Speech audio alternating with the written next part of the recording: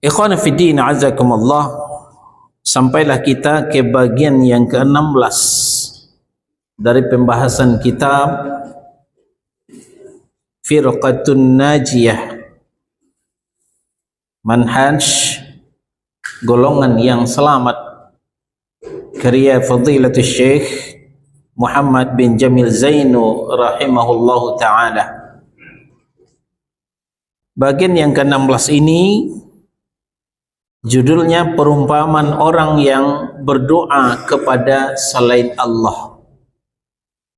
Allah itu sering membuat ibarat, sering membuat perumpamaan yang kadangkala kalau kita renungkan semakin nampak kebodohan, semakin nampak kekurangan orang-orang yang berdoa kepada selain Allah. Perumpamaan itu antara lain bisa dilihat dalam Al-Hajj surah yang ke-22 ayat 73. Allah berfirman, A'udzu billahi minasy syaithanir rajim. Ya ayyuhan nas, duriba mathalun fastami'u lah. Innal ladzina tad'una min dunillahi la yakhluqu dzubabam walau ijtama'u lah. Wa iyaslubuhumudz dzubabu syai'an la yastanqidhuhu minhu dha'ufat talibu wal matlub. Wahai manusia,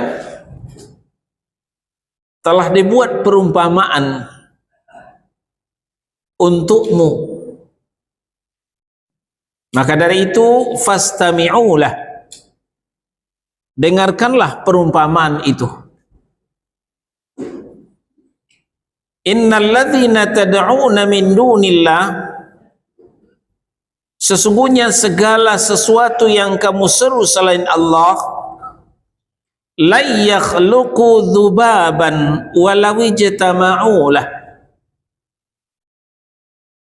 sekali-kali tidak dapat menciptakan seekor lalat pun walaupun mereka bersatu untuk menciptakannya. Mungkin menciptakan Masjid At-Taqwa mereka bisa dengan bergotong royong, saling bahu-membahu, saling bergandengan tangan, bahkan menciptakan jembatan layang, menciptakan jalan tol, mereka bisa. Namun menciptakan lalat mereka tidak bisa. Menciptakan lalat mereka tidak bisa, meskipun mereka telah berkumpul. Mereka berkumpul, bergotong royong, bersepakat untuk menciptakan seekor lalat. Nggak bisa-bisa. Itulah yang diseru selain Allah.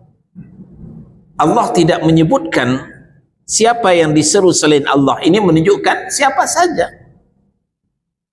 Apa saja yang diseru selain Allah, baik yang masih hidup, apalagi yang sudah mati. Baik benda itu aktif, apalagi benda itu pasif. Tidak bakal bisa menciptakan seekor lalat pun, meskipun mereka bergandengan tangan, meskipun mereka bersinergi, meskipun mereka bergotong royong, tidak bakalan.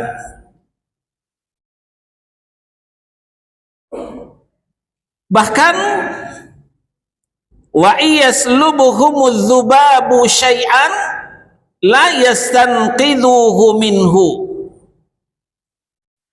Kalau suatu ketika lalat itu merampas sesuatu dari makanan mereka, mereka tidak dapat merebutnya kembali dari lalat itu. Ketika makanan kita tidak ditutup, ketika minuman kita tidak ditutup, lalu masuklah lalat. Masuk lalat tanpa permisi, masuk lalat tanpa minta izin, berarti mereka merampas. Lalat merampas minuman kita, lalat merampas makanan kita, kita tidak bisa apa-apa. Mungkin ketika harta kita digondol maling, kita bisa kejar tuh maling, kita ajak berkelahi, kita ajak bersilat, kita ajak ilmu kanuragan yang lain, karate misalnya, bisa. Lalat tidak bisa, terpaksa pasrah. Tidak bisa kita merebut kembali makanan kita yang sudah dicuri oleh lalat. Nah, maka jatuhlah kesimpulan yang disampaikan oleh Allah Subhanahu wa taala di ujung ayat, dha'ufat talibu wal matlub. Amat lemahlah yang menyembah dan amat lemah pula lah yang disembah. Amat lemahlah yang meminta dan amat lemah pula lah yang diminta kepada selain Allah Subhanahu wa taala.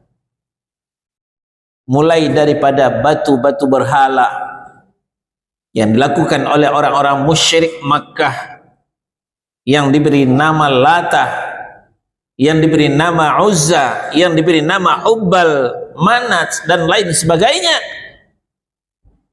Semuanya itu tidak bisa menciptakan lalat. Begitu juga yang mereka sembah berupa batu-batu kuburan. Orang yang sudah mati, orang yang sudah lama meninggal, tidak bisa menciptakan seekor lalat. Satu ibarat yang sangat-sangat mumpuni memecahkan kesombongan manusia yang masih berdoa kepada selain Allah, yang masih meminta kepada selain Allah.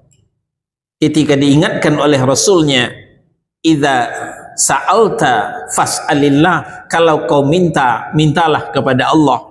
Wa idza sta'anta fasta'in billah, kalau kau minta tolong, minta tolonglah kepada Allah. Namun sebagian masih banyak yang meminta kepada selain Allah, masih banyak yang minta tolong kepada selain Allah. Begitu juga yang tidak nampak, begitu juga yang tidak bisa dicerna secara ilmiah, seperti Nyi Roro Kidul, belum bisa ditampilkan secara ilmiah, hanya sekedar igauan belaka. Mereka tidak bisa menciptakan lalat sekalipun. Allah Subhanahu wa taala menyeru kepada segenap umat manusia agar mendengarkan perumpamaan yang agung yang telah dibuatnya dengan mengatakan, sesungguhnya para wali, sesungguhnya orang-orang saleh serta lainnya yang kamu berdoa kepadanya agar menolongmu saat kamu berada dalam kesulitan, sungguh mereka tidak mampu melakukannya. Meskipun sekadar menciptakan makhluk yang sangat kecil, mereka tidak bisa. Wali-wali itu seperti Syekh Abdul Qadir Jailani, seperti Wali Songo, Syekh Burhanuddin, Angku Salih, ya, semua yang diseru selain Allah, semua yang diminta selain Allah, tidak bisa melakukan hal yang paling kecil sekalipun, yaitu menciptakan seekor lalat. Nah, di sini dikatakan, meskipun seekor sekadar menciptakan makhluk yang sangat kecil, mereka tidak bisa menciptakan lalat misalnya. Bahkan jika mereka tidak mampu merebut kembali ketika makanan mereka dirampas oleh lalat itu. Ini merupakan bukti atas kelemahan mereka, juga kelemahan lalat itu sendiri. Jika demikian halnya, bagaimana mungkin engkau berdoa kepada mereka sebagai sembahan-sembahan selain daripada Allah.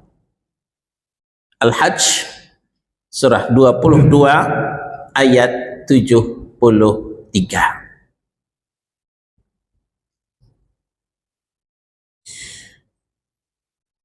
Lalu yang kedua ada di surah Ar-Ra'd ayat 14.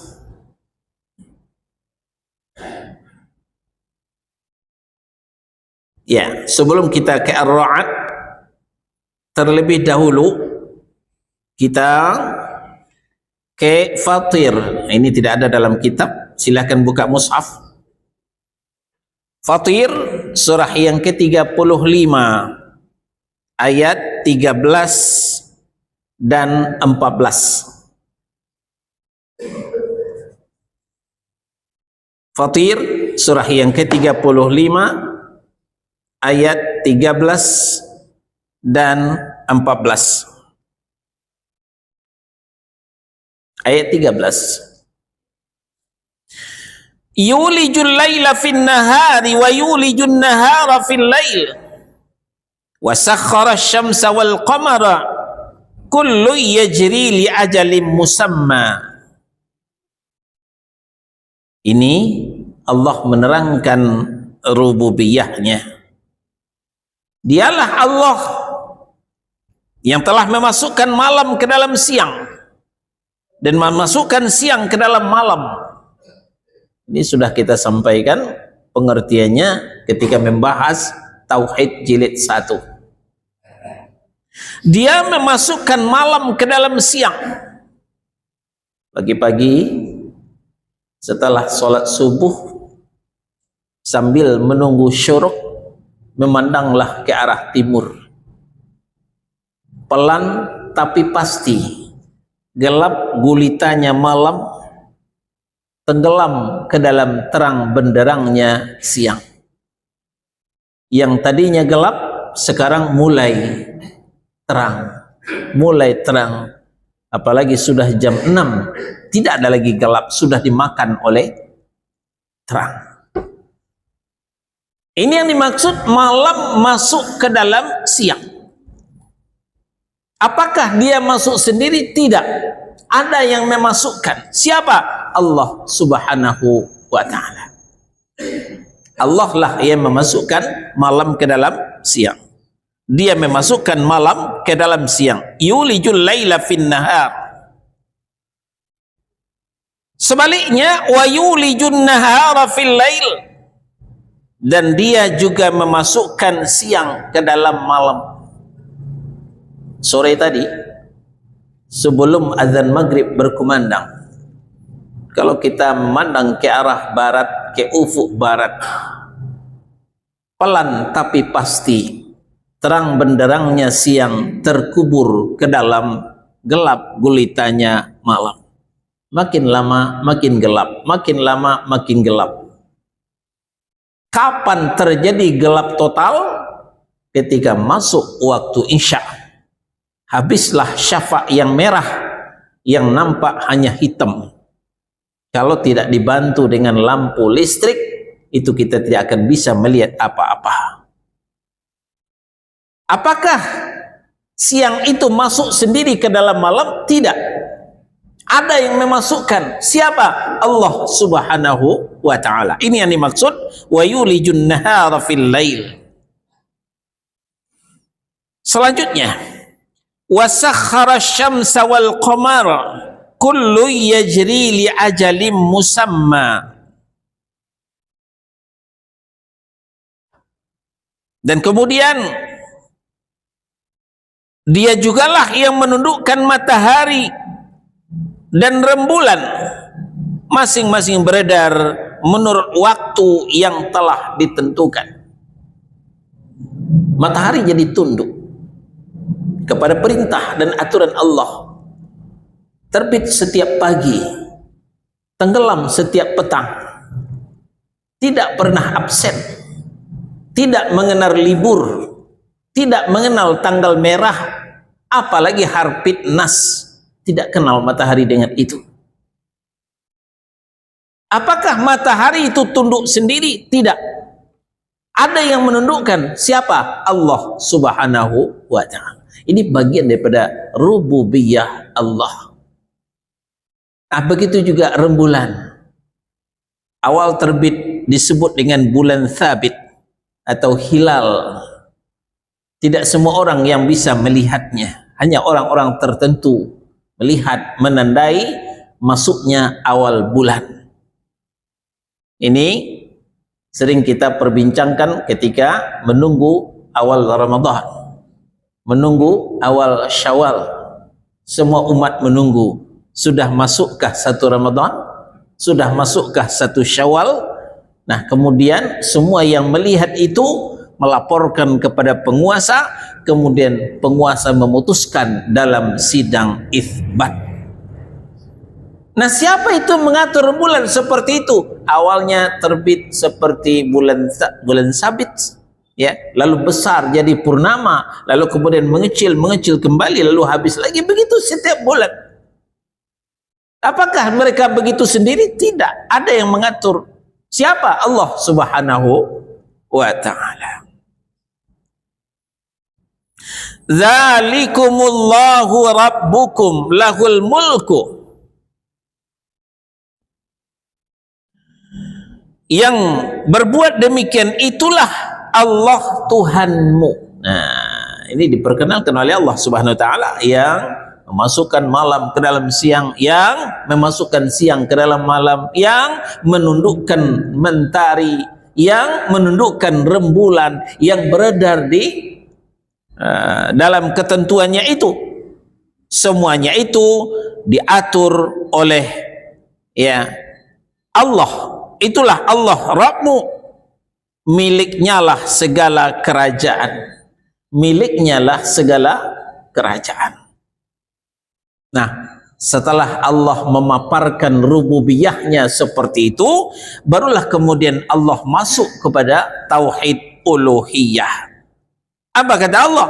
Walladzina tad'una min duni ma yamlikuna min qitmir. Sekarang kalian bandingkan dengan yang diseru selain Allah, dengan yang disembah selain Allah. Semua itu kata Allah Subhanahu wa ta'ala, ma yamlikuna min qitmir, tidak punya daya upaya walaupun sekulit ari. Masya Allah, alangkah indahnya perumpamaan Allah Subhanahu wa ta'ala. Setelah Allah memperkenalkan rububiyahnya, beliau yang memasukkan siang ke dalam malam, masukkan malam ke dalam siang, artinya memutar rotasi alam, menundukkan mentari, menundukkan rembulan sesuai dengan peredarannya. Nah, lalu bandingkan dengan yang kalian sembah selain Allah, yang kalian memintanya selain Allah. Ma yamlikuna min qitmir, tidak bisa berbuat apa-apa, karena memang tidak punya kekuatan walaupun setipis kulit ari. Tahu kulit ari? Nah, yang jelas ketika kita makan salak, ya, setelah dikupas kulit berduri, ada lagi kulit bening. Betapa tipisnya itu kulit bening itu. Nah, itu kulit ari namanya.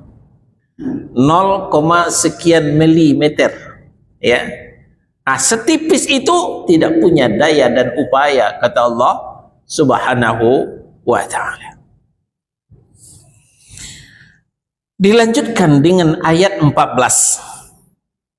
In tad'uuhum la yasma'u du'aakum. Kalau kalian masih menyerunya juga, kalau kalian masih meminta berdoa kepadanya, mereka tidak akan mendengarkan seruanmu. Kenapa? Karena mereka budak. Kenapa budak? Itu benda mati. Batu berhala itu benda mati. Walaupun ada telinganya tapi tidak mendengar, ada matanya tidak melihat. Ya, itulah batu berhala. Demikian juga batu kuburan. Orang-orang soleh yang sudah meninggal, kalau kau berdoa kepadanya, in tad'uuhum la yasma'u du'aakum, mereka tidak akan mendengarkan seruanmu. Jadi percuma buang-buang energi, ngabis-ngabisin waktu, mereka tidak akan mendengarkan. Wahai Syekh Abdul Qadir Jailani, tolonglah saya. Mereka tidak akan mendengarkan seruanmu. Ya. Tapi kan mereka orang soleh, Ustaz. Mereka orang keramat. Mereka wali Allah. Bal ahya'un, bahkan mereka itu hidup. Ya, ini orang salah memahami Al-Quran. Ada ayat Al-Quran, bal ahya'un, bahkan mereka hidup. Nah, mereka artikan kepada syekh yang mereka panggil ini. Mereka mendengar kok. Nah, dijawab oleh Allah.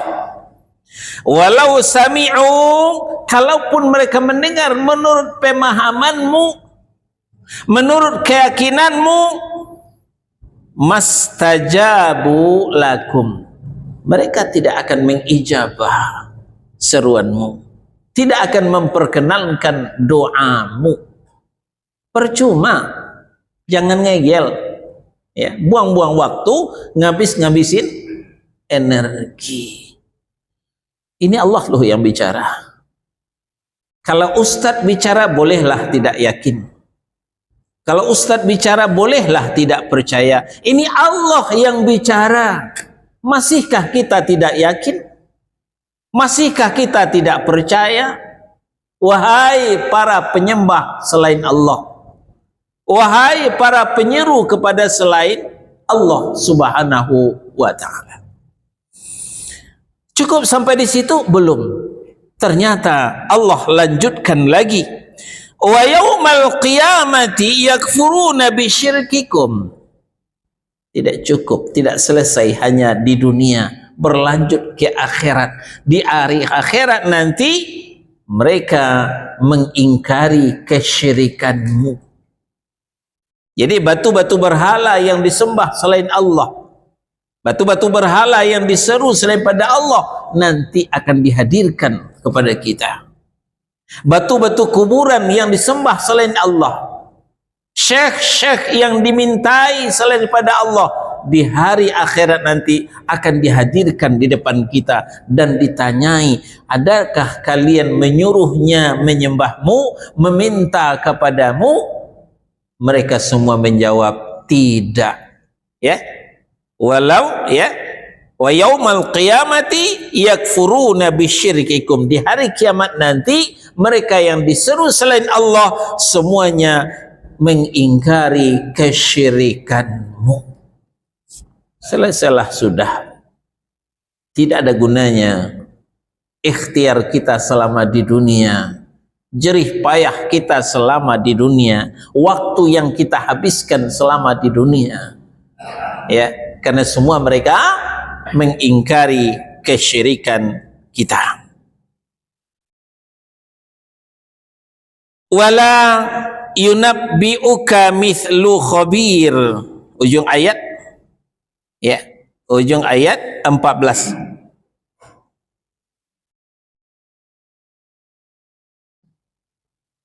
Dan tidak ada yang dapat memberikan keterangan kepadamu seperti yang diberikan oleh Allah Subhanahu wa ta'ala yang maha teliti. Sudah dua. Tadi di Al-Hajj, yang diseru selain Allah tidak bisa menjadikan lalat sekalipun. Bahkan ketika lalat merampas makanan kita, kita tidak bisa merebutnya. Yang kedua di dalam Fatir, surah yang ke-35 ayat 13-14, yang diseru selain Allah tidak bisa mendengar. Kalaupun kita masih yakin dia mendengar, mereka tidak akan bisa mengijabah seruan orang yang menyeru kepadanya. Nah, sekarang barulah kita ke Ar-Ra'd, ya. Ar-Ra'd surah yang ke-13 ayat 14. Ini ada dalam kitab halaman 89.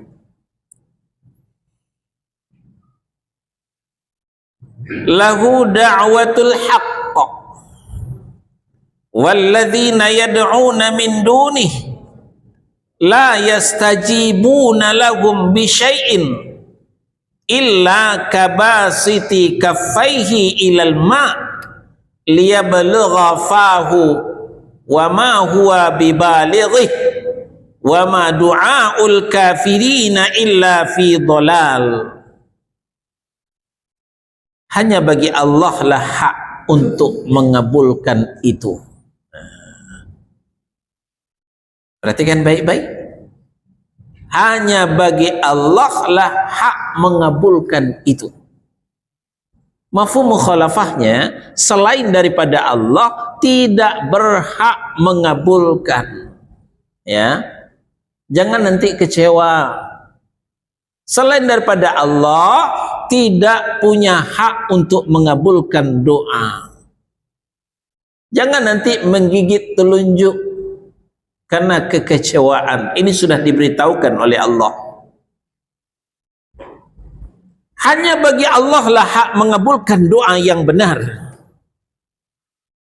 Walladzina yad'una min dunihi, dan berhala-berhala yang mereka sembah selain Allah, la yastajibu lahum bisyai'in,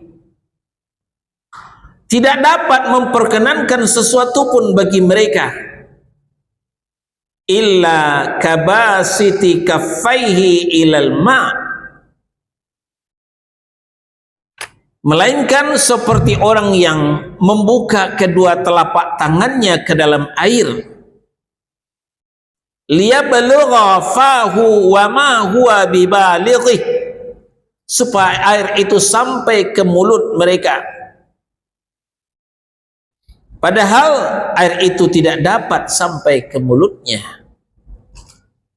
Wa ma du'aul kafirina illa fi dhalal, dan doa ibadah orang-orang kafir itu hanyalah sia-sia belaka. Ini perumpamaan yang ketiga yang disampaikan Allah Subhanahu wa ta'ala. Awalnya ditegaskan oleh Allah, hanya milik Allah lah hak untuk memperkenankan doa yang baik. Maka berhala-berhala yang mereka seru selain Allah, termasuk batu-batu kuburan itu, yang dikeramatkan itu, yang didoakan, yang diminta kepada selain Allah, la yastajibuna lahum, tidak bisa mengijabah doa mereka, tidak bisa memperkenankan seruan mereka, melainkan seperti orang menaruh kedua telapak tangannya di air, lalu dia berharap air itu sampai ke mulutnya. Bisakah? Tidak. Bagaimana caranya? Ambil gelas berhala, diciduk gitu, nah baru bisa. Atau diambil begitu, baru bisa. Tapi ditaruh saja tangan di air, sampai ke air itu ke mulut, gak bakalan. Silahkan bantah para sarjana, para doktor, para profesor. Bantahan-bantahan Allah ini tidak bisa satupun orang yang akan bisa mengalahkan tantangan Allah Subhanahu wa ta'ala. Nah, kembali kita perhatikan, dan berhala-berhala yang mereka sembah selain Allah tidak dapat memperkenankan sesuatu pun bagi mereka. Ya, ini bedanya berhala dengan patung. Kalau patung sesuatu yang dipahat menyerupai manusia, itu patung namanya. Tapi kalau berhala, segala sesuatu yang disembah selain Allah, segala sesuatu yang dimintai selain daripada Allah. Jadi patung bisa jadi berhala, kuburan bisa jadi berhala, ya. Orang-orang soleh yang sudah wafat bisa menjadi berhala. Maka para nabi dan rasul berlindung kepada Allah. Beliau tidak mau kalau kuburannya dijadikan berhala. Nah, jadi kata Allah apa? Berhala-berhala yang mereka sembah selain Allah tidak dapat memperkenankan sesuatu pun bagi mereka, melainkan seperti orang yang membukakan kedua telapak tangannya ke dalam air supaya air itu sampai ke mulutnya, padahal air itu tidak dapat sampai ke mulutnya.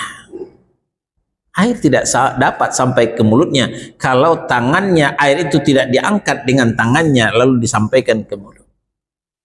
Ini perumpamaan yang sangat telak, ya, yang tidak satupun para ahli bisa membantahnya. Ayat ini ditutup oleh Allah, wa ma du'aul kafirina illa fi dhalal. Dan doa masuk ibadah orang-orang kafir hanyalah sia-sia belaka. Itulah suatu kesesatan. Nah, jadi para ulama mengatakan orang menyembah kepada selain Allah, orang berdoa kepada selain Allah bisa terancam kafir. Inilah ayat sebagai dalilnya. Ayat di atas mengandung pengertian bahwa doa yang merupakan ibadah wajib hanya ditujukan hanya kepada Allah semata. Tidak boleh ditujukan kepada selain Allah. Orang yang berdoa dan memohon kepada selain Allah tidak mendapatkan manfaat dari orang-orang yang mereka sembah itu. Tidak mendapatkan manfaat. Mereka tidak bisa memperkenalkan doa mereka barang sedikit pun. Tidak usah banyak, sedikit pun tidak bisa. Menurut riwayat dari Ali bin Abi Thalib radhiyallahu anhu, beliau menjelaskan perumpamaan orang yang berdoa kepada selain Allah yaitu seperti orang-orang yang ingin mendapatkan air dari tepi sumur, ya, mendapatkan air dari tepi sumur hanya dengan tangannya. Nah, maka hanya dengan tangannya itu tentu dia tidak akan mendapatkan air selama-lamanya, apatah lagi air itu bisa sampai ke mulutnya. Kalaulah mereka menggunakan ember, kalaulah mereka menggunakan timba, lalu diikat dengan seutas tali, lalu dijatuhkan ke dalam sumur itu, tidak lama lalu ditarik ke atas, nah baru air itu sampai kepada mereka. Kalau mereka menggunakan akal sehat. Jadi ternyata yang disampaikan Allah dalam Al-Quran hanya bisa diterima bagi orang yang punya akal sehat. Orang yang fanatik, orang yang taklid buta, hanya mengiyakan doktrin daripada guru-guru mereka, membuat akal sehat mereka lumpuh. Membuat akal sehat mereka lumpuh. Menurut Mujahid, ya, seperti orang-orang yang meminta air dengan lisannya sambil menunjuk-nunjuk air tersebut tanpa berikhtiar selainnya, maka selamanya air itu tidak akan sampai kepadanya. Ya, ini orang yang cukup, bukan sakit, orang yang sehat, segar bugar, ya, lalu ditunjuk-tunjuk aja tuh air, ya, sampaikah air itu kepadanya? Tidak. Nah, coba ngomong sepatah kata, tolong dong kasih saya air. Nah, orang paham itu, dikasih air. Atau orangnya lagi sakit, ya boleh berisyarat saja, orang akan cepat maklum. Tapi kalau orangnya sehat, nunjuk-nunjuk doang begitu, dia, orang tidak akan faham, orang tidak akan mengerti, tidak bakal sampai air ke mulut mereka. Ini perumpamaan Mujahid terhadap surah Ar-Ra'd itu tadi. Nah, jadi kita ulang. Menurut Mujahid seperti orang-orang yang meminta air dengan lisannya sambil menunjuk-nunjuk air tersebut tanpa berikhtiar selainnya, ya, maka selamanya air itu tidak akan sampai kepadanya. Tentang riwayat Ali bin Abi Thalib dan Mujahid dalam persoalan ini, lihat dalam tafsir Ibnu Katsir. Nah, di situ diambil rujukannya. Selanjutnya Allah Subhanahu wa taala menetapkan, ya, di ujung ayat Ar-Ra'd ayat 14 tadi, orang-orang yang berdoa kepada selain Allah adalah kafir. Loh, kok Ustaz ngafir-ngafirin orang? Nah, bukan Ustaz ngafirin orang, Allah yang mengatakan begitu. Ustaz cuman menyampaikan. Dengarkan ayat Allah, wa ma du'aul kafirina illa fi dhalal. Dan doa dan ibadah orang-orang kafir itu hanyalah sia-sia belaka. Jadi setelah Allah menjelaskan orang-orang yang berdoa kepada selain Allah sama dengan orang meletakkan kedua tangannya di tepi air, lalu dia berharap air itu sampai ke mulutnya, itu tidak bakal sampai. Nah, lalu ditutup oleh Allah, wa ma du'aul kafirina, ya, illa fi dhalal. Dan doa-doa atau ibadah orang kafir itu hanyalah sia-sia belaka.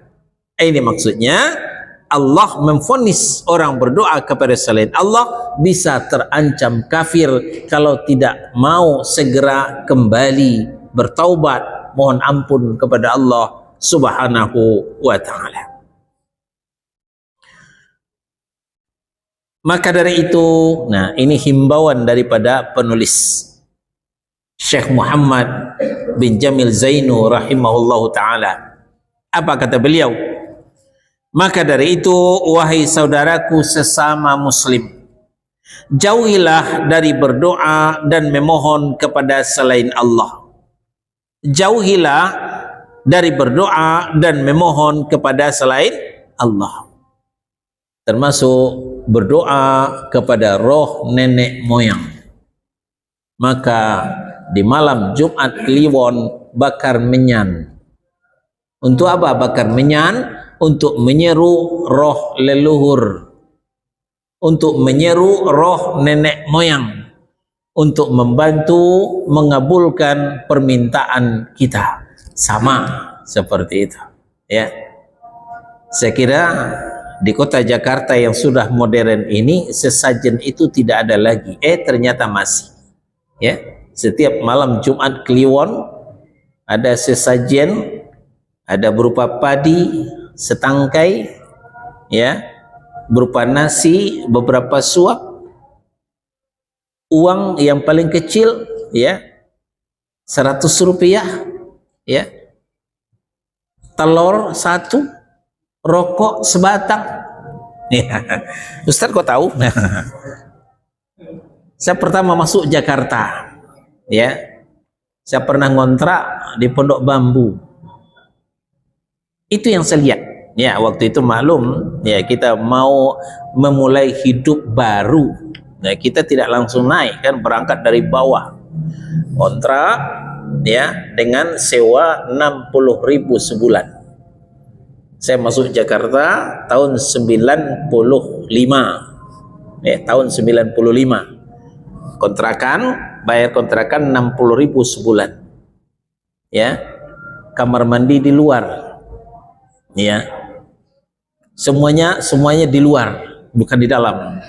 Nah, di kamar mandi itu, ya, untuk rame-rame itu, setiap malam Jumat Kliwon yang punya rumah mengadakan sesajen, ya, bentuknya itu ada berupa padi setangkai, rokok sebatang, uang 1.000. Nah, anak-anak sering ngejahilin ngambil duitnya. Ya, anak-anak sering ngejahilin itu, ngambil duitnya, dan makanan yang bisa dimakan dimakan. Itulah yang terjadi bagi orang yang contoh bagi orang yang berdoa, menyeru, berharap, meminta kepada selain Allah. Katanya meminta kepada roh leluhur, ya, roh nenek moyang. Nah, itulah himbauan daripada penulis. Maka dari itu, wahai saudaraku sesama muslim, jauhilah dari berdoa dan memohon kepada selain Allah. Kenapa? Karena hal itu akan menjadikanmu kafir dan tersesat. Ya, berdoalah hanya kepada Allah saja semata, sehingga engkau termasuk orang-orang yang beriman yang mengesahkan Allah. Wallahu ta'ala a'lam. InsyaAllah pekan depan bagian yang ke-17, cara menghilangkan syirik. Ada pertanyaan, silahkan.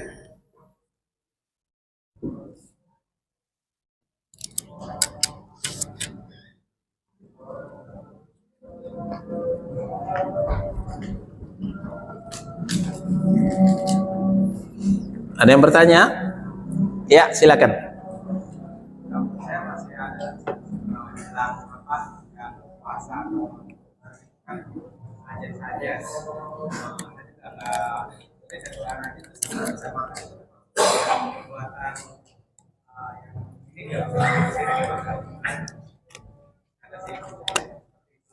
Iya.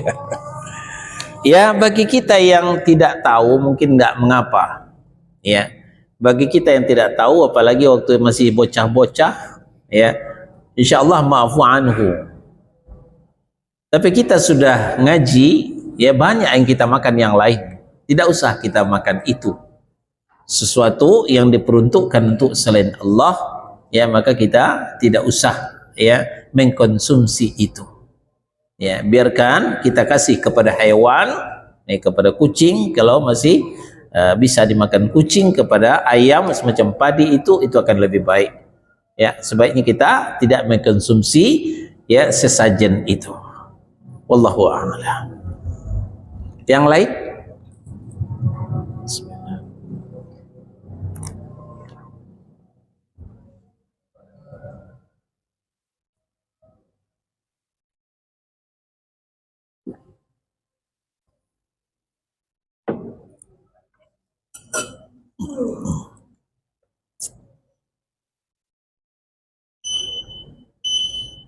Ya, sambil menunggu pertanyaan, kita dengarkan azan Isya.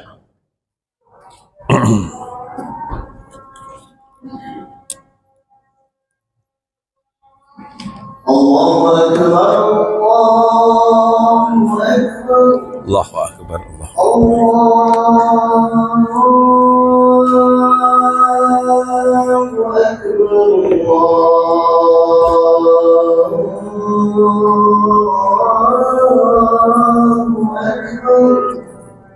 Allah. Asyhadu an la ilaha illallah.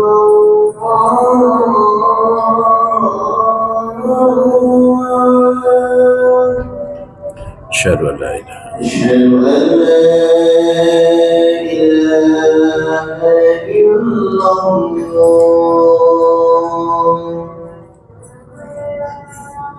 أشهد أن محمدا رسول الله.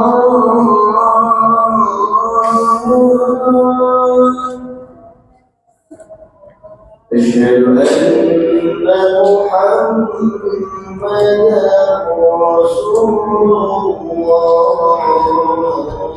رسول الله. حي على الصلاة،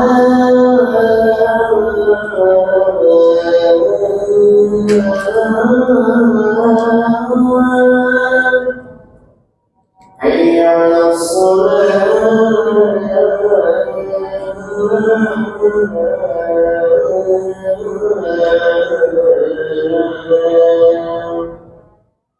حي على الفلاح،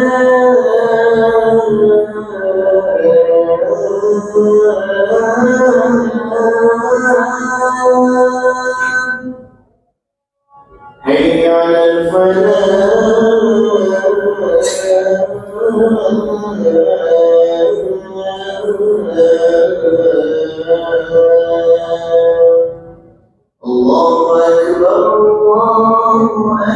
لا إله إلا الله.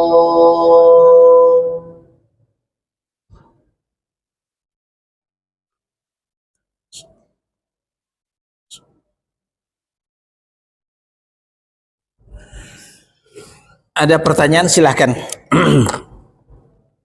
Silakan Pak. Kalau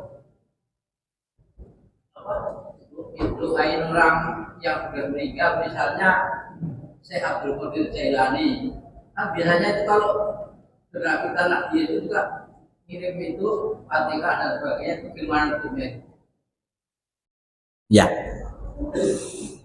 Kalau mendoakan orang yang sudah meninggal itu masyru'ah, disyariatkan. Ya. Perhatikan baik-baik.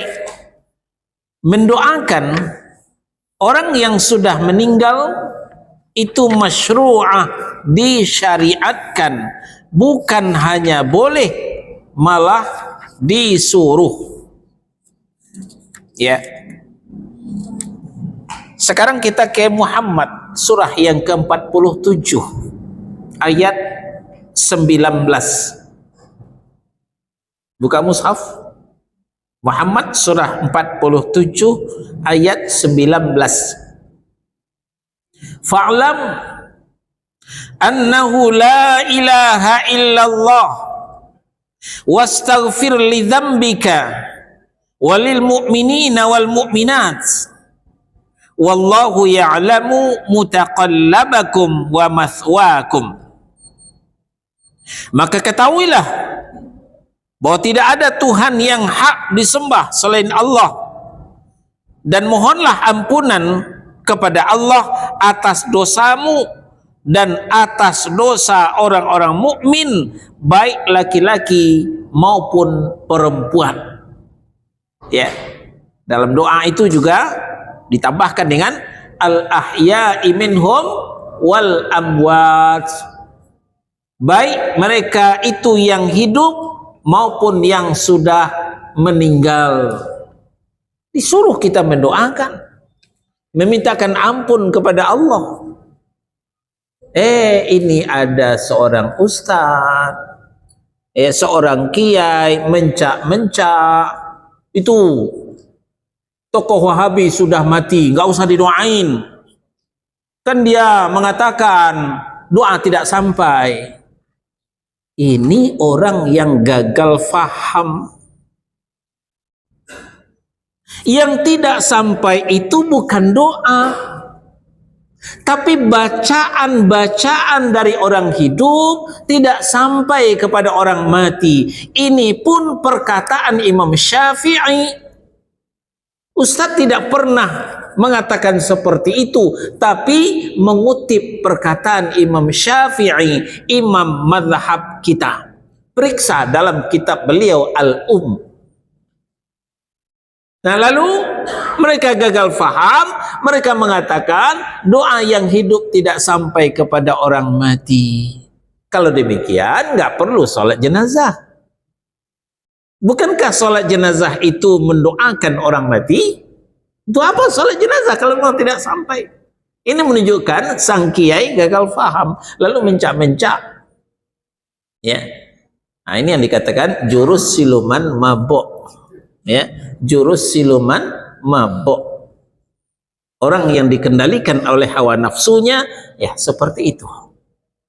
Nah, jadi kembali kepada pertanyaan, orang yang sudah meninggal kita doakan, bukan dikirim Fatihah, bukan dikirim Yasin. Karena Fatihah, Yasin itu adalah Al-Quran. Nah, ini sedikit ya bercanda tapi serius. Yang sering mengirim Yasin kepada orang yang sudah mati, sesekali tanya kepada Yasin itu, Sin, kamu mau ndak dikirim kepada orang mati? Yasin akan menjawab, ogah gua. Nggak percaya? Silahkan buka Yasin surah yang ke-36. Ya, di situ Yasin menjawab. Yasin surah ke-36.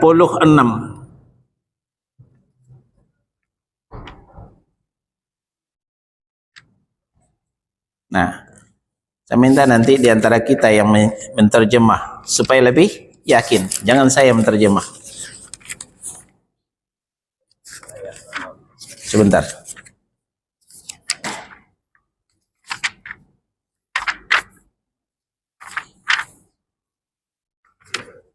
Yasin surah 36 ayat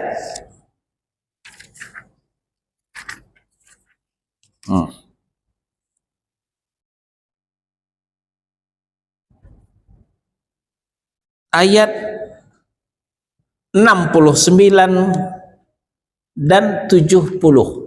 Ya. Yasin surah 36 ayat 69 dan 70. Ini jawaban dari surah Yasin. Wa ma 'allamnahu asy-syi'ra wa ma yanbaghi lah in huwa illa dzikru wa qur'anum mubin liyunzira man kana hayyan wa yahiqqal qawlu 'alal kafirin. Silakan Pak Rizki. Dan kami tidak mengajarkan syair kepada Muhammad, dan bersyair itu tidaklah pantas baginya. Al-Quran itu tidak lain hanyalah pelajaran dan kitab yang jelas, agar dia Muhammad memberi peringatan kepada orang-orang yang hidup hatinya, dan agar ketetapan azab terhadap orang-orang kafir. Jelas? Kita ulang. Wa ma 'allamnahu asy-syi'ra wa ma yanbaghi lah. Ayat 69. Kami tidak mengajarkan syair kepada Muhammad, dan bersyair itu tidaklah pantas baginya. Ini sekaligus mematahkan syubhat sudah ada di masa Rasulullah. Bukan hanya penyair tapi pemusik. Bukan hanya penyair tapi pemusik. Kan itu kita dengar beberapa waktu kemarin yang sempat viral. Ternyata Allah menjawab, kami tidak mengajarkan syair kepada Muhammad, dan syair itu tidak pantas baginya. Kalau memang ada para sahabat Nabi bersyair, pasti akan ditegur oleh Rasulullah SAW. Apalagi syair-syair omong kosong itu. Nah, kita lanjut. Ini bukan bagian daripada pertanyaan. In huwa illa dzikru wa qur'anum mubin. Ya. Al-Qur'an itu hanyalah peringatan, hanyalah pelajaran. Ini Al-Qur'an kita. Ini hanyalah pelajaran, peringatan dan bacaan yang jelas. Ya. Jadi Quran itu untuk apa? Untuk peringatan. Quran itu untuk apa? Untuk pelajaran. Jelas di sini. Untuk apa gunanya? Ayat 70. Liyunzira man kana hayyaw. Supaya Muhammad mengajarkan Al-Quran kepada orang yang hidup hatinya. Ya. Perhatikan di sini. Bukan untuk orang mati, Pak. Quran bukan untuk orang mati. Bukankah Yasin itu Al-Quran? Bukankah Al-Fatihah itu Al-Quran? Yasin, Fatihah, dan surah yang lain adalah untuk orang yang hidup. Itu pun kalau hidup hatinya. Betapa banyak orang yang hidup badannya, tapi hatinya mati, nggak laku Al-Quran. Ya, diputar televisi, muncul qori membaca Al-Quran. Matiin. Ganti channel. Ya.